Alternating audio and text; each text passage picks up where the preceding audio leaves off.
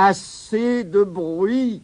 Dans une toute petite maison, coincée entre deux maisons semblables, vivait un homme bien malheureux.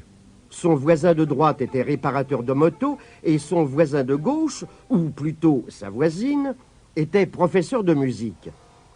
Chaque matin, le malheureux était réveillé par l'activité du mécanicien. Le bruit de la perceuse, les coups de marteau, le rugissement des moteurs. Au moment où il commençait à s'habituer à tout ce bruit, les élèves du professeur de musique arrivaient et un drôle de concert commençait, fait du miaulement déchirant des violons, du tintamarre du piano, des braillements des trompettes, des notes stridentes de la flûte.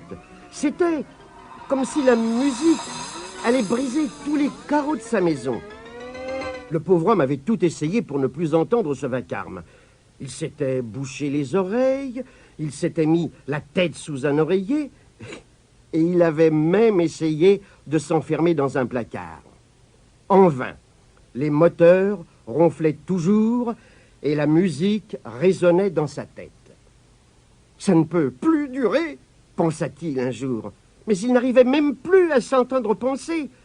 Aussi le cria-t-il très fort. « Ça ne peut plus durer !»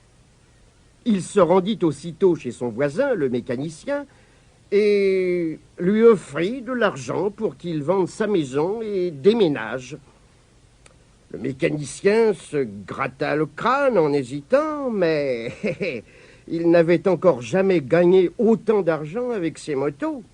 Et il promit de déménager dès le lendemain. Tout content de ce succès, notre homme alla trouver sa voisine de gauche. Il lui offrit tout l'argent qui lui restait, à condition qu'elle s'en aille. Pensant déjà à tous les nouveaux instruments qu'elle pourrait s'acheter, celle-ci accepta immédiatement et promit de déménager le jour suivant. Notre homme rentra chez lui très satisfait. Il ne se boucha même pas les oreilles car il pensait au silence du lendemain. Au matin, le mécanicien ne le réveilla pas. Il était si heureux que dès qu'il fut prêt, il alla aider le professeur de musique à déménager. « J'espère que la nouvelle maison que vous avez trouvée est agréable, » lui demanda-t-il en l'aidant à porter son piano. Mais il faillit tout lâcher en l'entendant. « Oh oui, j'ai vraiment beaucoup de chance. Figurez-vous que votre voisin, le mécanicien, cherchait aussi à déménager. Ainsi, je vais m'installer chez lui et lui, il s'installe chez moi. »